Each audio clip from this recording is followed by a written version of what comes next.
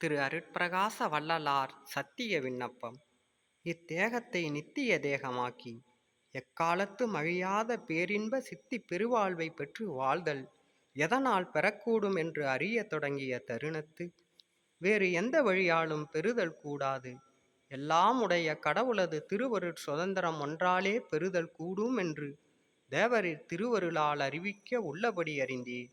பின்னர் திருவருட் சுதந்திரம் நமக்கு எந்த வழியார் கிடைக்கும் என்று அறியத் தொடங்கிய தருணத்து எனது யான் என்னும் தேக சுதந்திரம், போக சுதந்திரம், ஜீவ சுதந்திரம் என்னும் மூவகை சுதந்திரங்களும் நீக்கியவிடத்தே கிடைக்கும் என்று தேவரின் திருவருளால் அறிவிக்க உள்ளபடி அறிந்தேன்.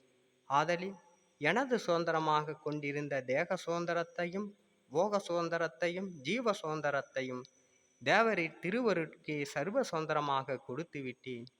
அருட்பெருஞ்சோதி போற்றி பணிகிறோம்.